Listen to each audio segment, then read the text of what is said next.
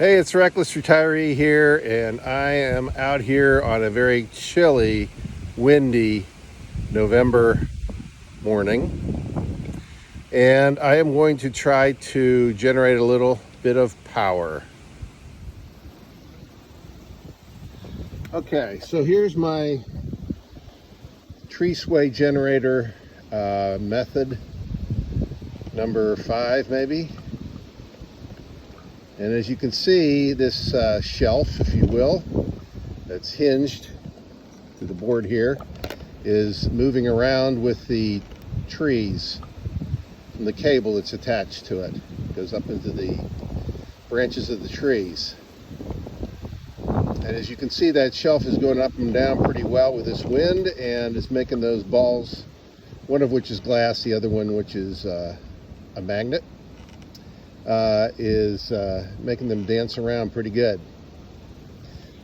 So over here I have another bucket just like that one, which is filled with this rat's nest of wire. But this is the only wire I have of this size. I found the two ends. I have alligator clips attached to either one. So I'm going to nest the ball container, if you will, into the wire container like this. Now, I don't know if this is going to be able to conduct or not. Some of the wire is obviously touching the bottom of the plastic, and as the balls roll by, as the magnetic ball rolls by, it should generate some kind of a voltage. Well, this would be AC, and it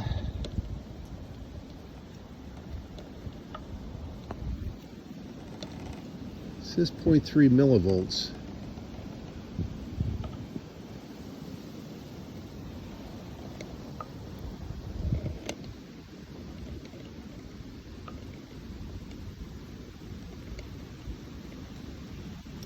Now, one thing I could do is take my bridge rectifier and attach it to these leads so I have DC. I don't know if this is for real or not, this voltage I'm seeing on the meter. It's moving and it's going down, which I guess could mean that it's negative. No, it's AC. It can't be AC or negative and positive. But I mean, there's no doubt that magnet is passing by the windings, and hopefully the plastic is not that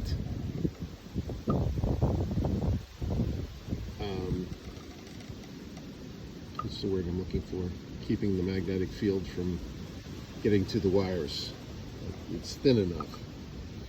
There's a good word for that, but I don't know what it is.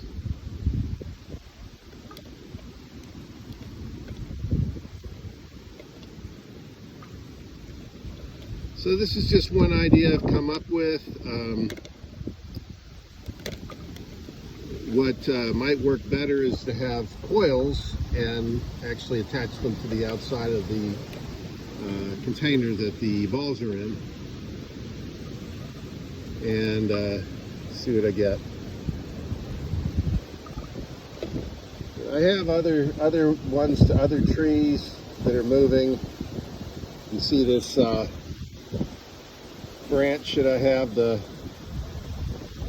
orange. Oh wow, that really took off there. The wind is supposed to be the highest it's been in a long time here today, around 20 miles an hour. But I have this one that can show the up and down motion. I have this one, which is too far, is lower than it should be because the wood edge of the wood is hitting the other edge of the wood, keeping it from moving any further. I need to cinch up that cable so that it's at a higher height to begin with. But see, this is now reading 0, which doesn't make any sense if I'm actually reading something. I wouldn't think. I have the min-max and the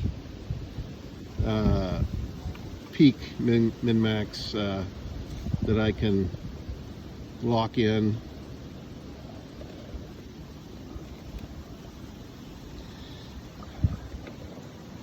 Yeah, I definitely need to do this better. I need to order some more of this wire and make it into coils and attach it to the outside of the ball container so that I don't have a bunch just jammed down in the bottom that's the magnetic field I don't think is even reaching.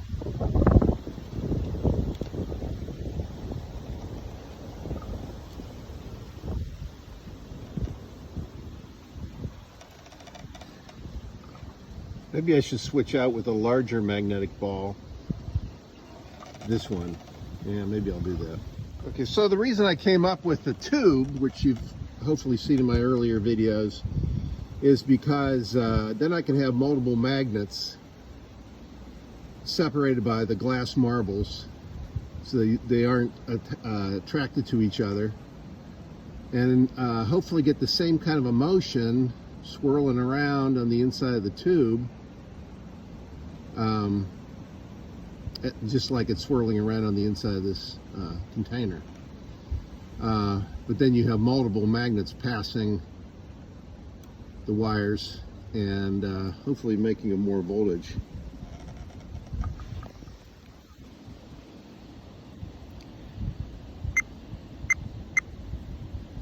Okay, now it's saying it's 0.6 is the max, and it'll beep as the min-max changes.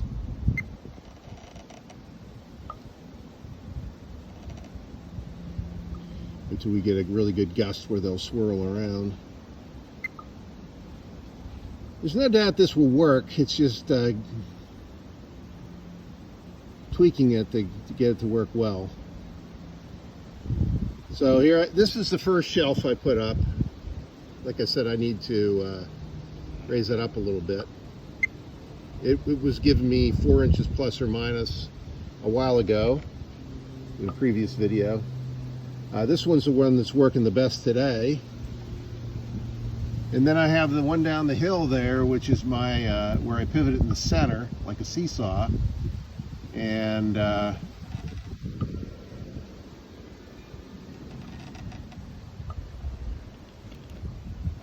need to adjust that too so it's not such a steep angle. You can see it moving in the wind though,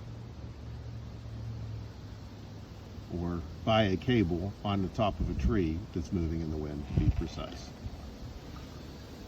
So I think this is definitely going to work. If I just have to keep plugging along, trying different things. If you have any ideas, you can leave them in the comments, and I'll see what I can do.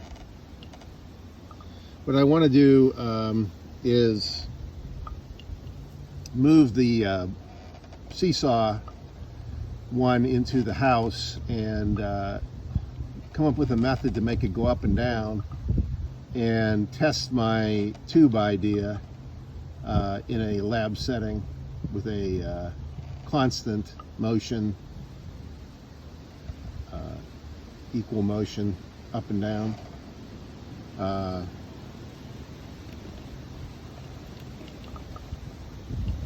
this isn't really working for some reason. I haven't quite grasped it, unless I just don't have enough wire close to it. Plus I don't have a lot of continual motion. What would be nice is if it come up with some way to tweak it where it would just go non-stop, up, down, up, down, up, down. But you know, the wind doesn't do that. It's not continual. So I don't know.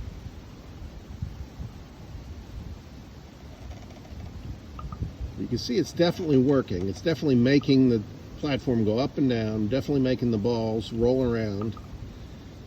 The one is a magnet. It's definitely moving past the wiring. So it should be inducing a magnetic field, a current, using a magnetic field to induce a current in the wire is what I mean to say.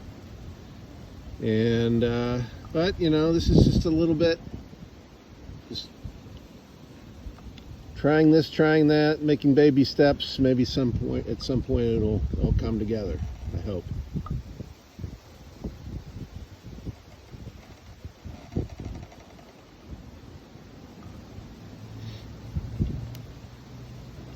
If this is not changing, I can try zeroing it again. I think there's something about this meter I'm not quite understanding. Because this says peak, min, max. I'm hitting the button. If it's not moving, it should come to 0. It's beeping as though it's getting new readings. I don't know.